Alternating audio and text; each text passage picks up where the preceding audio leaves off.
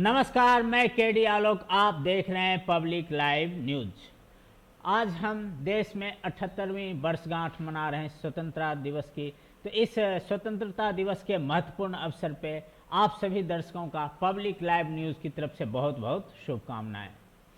तो चलिए बात करते हैं। आज प्रधानमंत्री नरेंद्र मोदी ने लाल किले से अपने 98 मिनट के लंबे भाषण में क्या क्या महत्वपूर्ण मुद्दे रखे। ऐसे तो उन्होंने बहुत सारे महत्वपूर्ण बिंदुओं को छुआ, लेकिन जो प्रमुख मुद्दा रहा है हमारा माननीय मोदी जी का वन नेशन वन इलेक्शन को लेकर, तो आज हम उस मुद्दे की चर्चा करेंगे। प्रधानमंत्री नरेंद्र मोदी ने स्वतंत्रता दिवस की 78वीं वर्षगांठ पर लाल किले से भाषण देते हुए एक राष्ट्र एक चुनाव की जरूरत पर बल दिया। उन्होंने कहा कि लाल किले से मैं राजनीतिक समुदाय से वन नेशन वन इलेक्शन के विचार का समर्थन करने का आग्रह करता हूं। इस पहल के पीछे देश का एकजुट होना महत्वपूर्ण है। बार बार चुनाव देश में गतिरोध पैदा करते हैं। आज हर योजना और पहल ऐसा लगता है कि यह चुनाव चक्र से प्रभावित है और हर गतिविधि राजनीतिक विचारों से रंगी हुई है।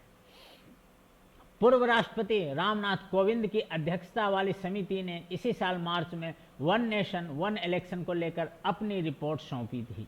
रामनाथ कोविंद समिति की यह रिपोर्ट कुल 18,626 पन्नों की है। इस रिपोर्ट में 2029 में एक साथ चुनाव कराने की सिफारिश की गई है। देश के किसी न किसी हिस्से में तकरीबन हर साल और हमेशा चुनाव होते ही रहते हैं। यह हकीकत है कि देश में पिछले करीबन 3 दशकों में एक साल भी ऐसा नहीं बीता जब चुनाव आयोग ने किसी न किसी राज्य में कोई चुनाव न करवाया हो। क्या है एक देश एक चुनाव का आइडिया? इसका वास्तविक अर्थ यह है कि संसद, विधानसभा और स्थानीय निकाय चुनाव एक साथ एक ही समय पर हों। और सरल शब्दों में ऐसे समझा जा सकता है कि वोटर यानी मतदाता एक ही दिन में सरकार या प्रशासन के तीनों स्तरों के लिए वोटिंग करेंगे।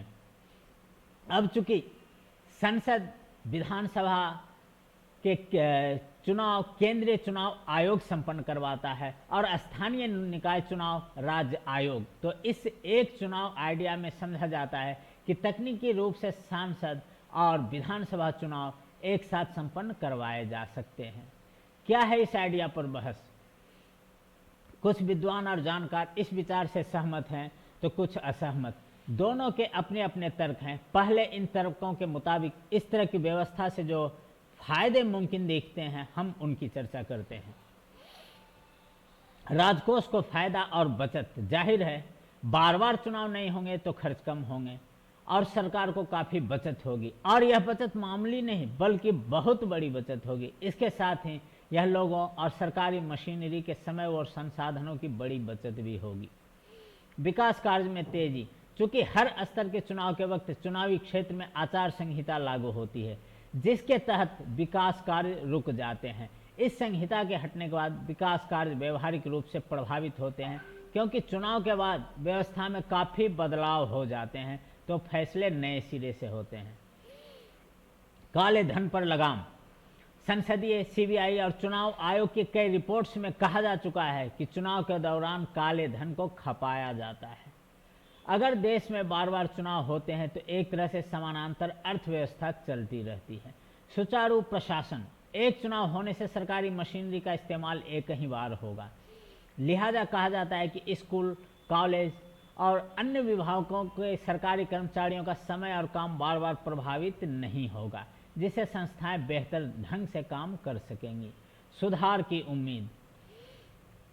चूंकि एक ही बार चुनाव होगा तो सरकारों को धर्म, जाति जैसे मुद्दों को बार बार नहीं उठाना पड़ेगा। जनता को लुभाने के लिए स्कीमों के हथकंडे नहीं होंगे। बजट में राजनीतिक समीकरणों को ज़्यादा तवज्जो नहीं देनी होगी, यानी एक बेहतर नीति के तहत व्यवस्था चल सकती है।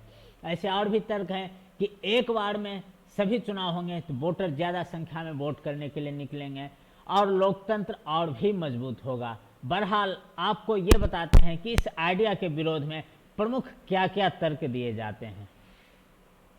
सबसे जो महत्वपूर्ण बात उठाई जाती है इस आइडिया के विरोध में कि क्षेत्रीय पार्टियां होगी खारिज।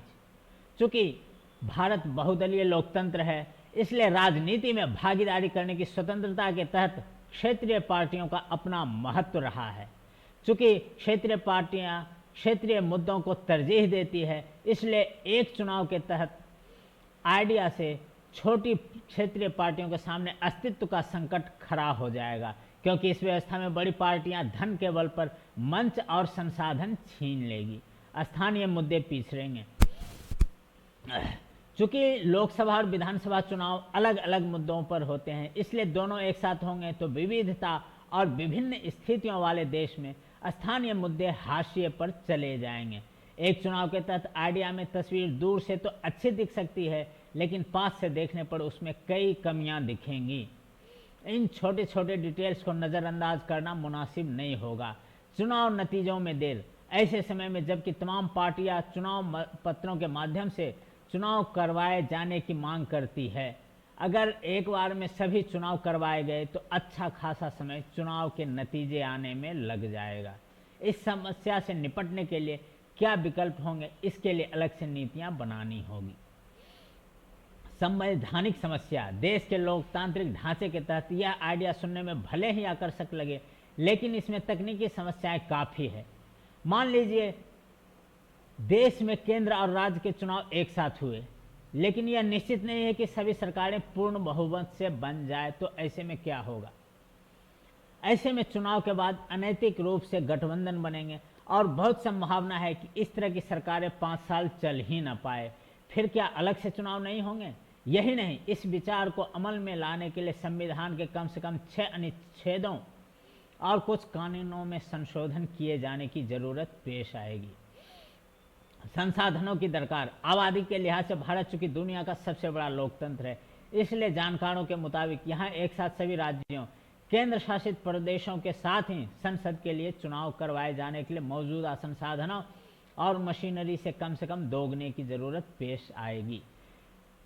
आखिर सर्वे क्या कहता है? एक सर्वे के मुताबिक पाया गया कि एक साथ चुनाव हुए तो एक आम भारतीय वोटर को एक ही पार्टी को राज्य और केंद्र के लिए वोट करे, इसके चांस 77% होंगे। भारत में चुनावों में धन और ताकत झोंकी जाती है, इसलिए इस तथ्य को भी ध्यान में रखना चाहिए कि प्रधानमंत्री के भाषण के बाद लगता है कि सरकार वन नेशन वन इलेक्शन को लेकर काफ़ी गंभीर है। तो प्रधानमंत्री के आज के स्वतंत्रता दिवस के अवसर पर उठाए गए अनेक मुद्दों में से ये एक प्रमुख मुद्दा रहा है, जिसे मैंने आपके सामने रहा। आगे की जानकारी देखने के लिए आप बने रहें हमारे साथ, देखते रहिए पब्लिक लाइव न्यूज़।